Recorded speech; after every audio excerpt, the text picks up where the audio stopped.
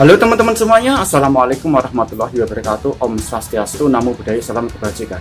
Oke teman-teman sebangsa dan setanah air yang saya cintai dan saya banggakan dimanapun Anda berada. Mudah-mudahan teman-teman diberikan kesehatan dan dimudahkan rezekinya, amin Allahumma amin.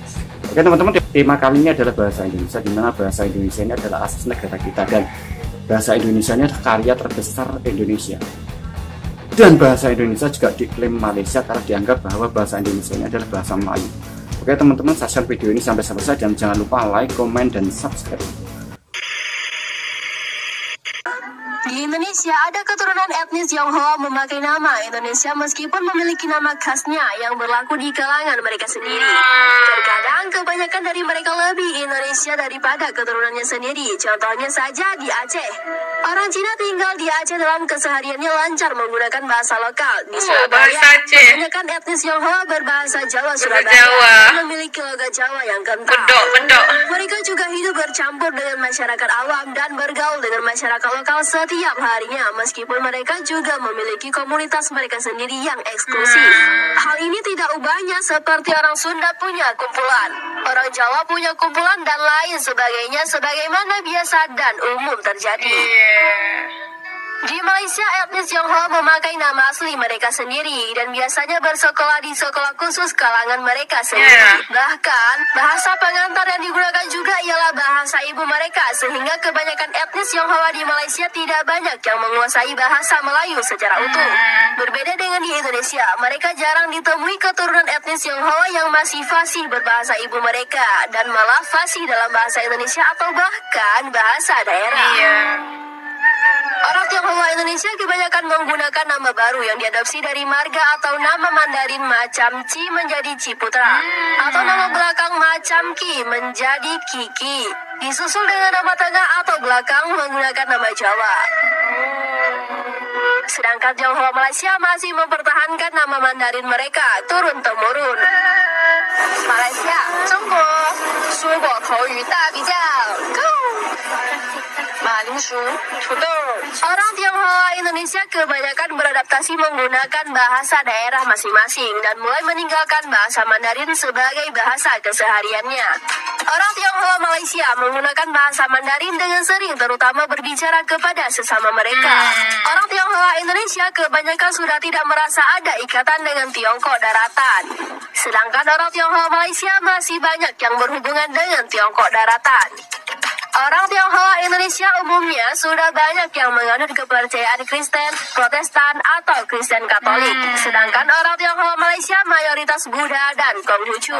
Orang Tionghoa Indonesia cenderung lebih mudah bergaul dengan etnis lain dibandingkan orang Tionghoa Malaysia.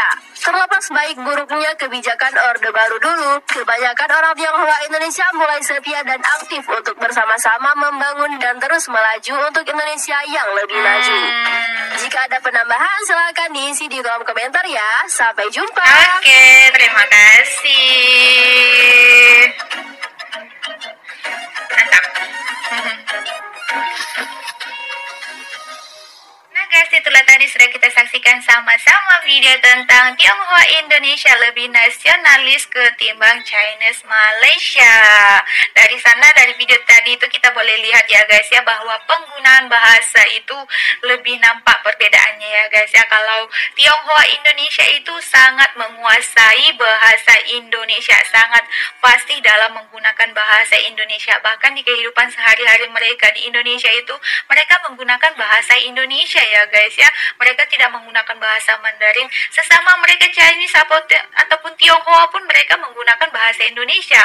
Jarang sekali mereka menggunakan bahasa Mandarin ya guys ya. Sedangkan kalau Malaysia, Chinese Malaysia itu di kehidupan sehari-hari mereka kebanyakan menggunakan bahasa Mandarin. Bahkan sekolah pun sekolah di sekolah Mandarin. Terkadang-kadang Mbak Cik pun bertanya-tanya, kenapa di Malaysia itu ada sekolah-sekolah menurut bangsa gitu ya guys. Ada bangsa Chinese, bangsa India, bangsa Melayu. Kenapa tidak satu sekolah gitu ya guys ya? Mbak Cik pun tertanya-tanya juga ya sampai saat ini. Tapi itulah ya, sudah Malaysia seperti seperti itu dari dulunya sampai sekarang ya gitu aja ya guys ya. Kalau dilihat-lihat pun, apalagi kalau makci pergi jalan-jalan di luar sini ya guys ya, jumpa sama orang Chinese Malaysia, sesama mereka itu menggunakan bahasa Mandarin ya guys ya. Jarang sekali makci ada jumpa sesama Chinese Malaysia kalau bicara ataupun ngobrol itu menggunakan bahasa Melayu. Jarang sekali ya guys ya. Ada juga Chinese Malaysia yang fasih menggunakan bahasa Melayu, tapi tidak semuanya, hanya 1 ataupun 2-3 orang saja ya guys ya.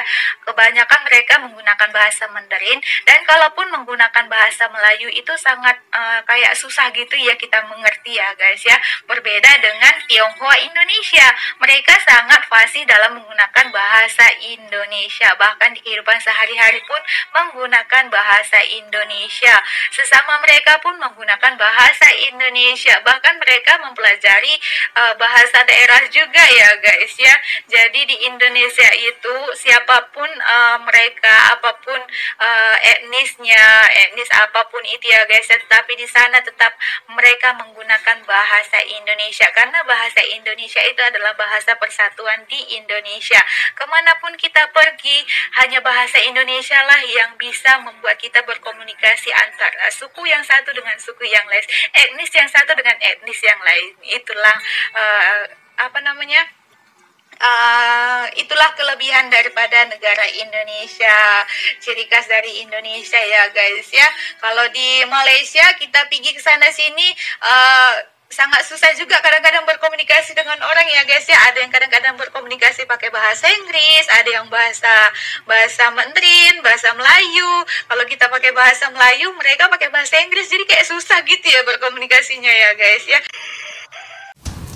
Oke teman-teman, sudah kita saksikan bersama-sama bagaimana reaksi YouTuber Malaysia tentang bahasa Indonesia ya teman. Dimana kita lihat bersama seorang warga negara Malaysia berbangsa China tidak mampu berbahasa Melayu yang baik dan benar. Justru mayoritas penduduk Malaysia yang beretnis Chinese atau China tidak mampu berbahasa Melayu yang baik dan benar. Jadi ini berbeda dengan Indonesia yang mayoritas kaum etnik China itu terbesar di kawasan Asia Tenggara, yaitu ada di Indonesia. Tetapi apa yang kita lihat bahwa orang China mampu berbahasa Indonesia yang sangat baik dan benar. Bahkan orang China di Indonesia ini atau Tionghoa itu mampu berbahasa daerah.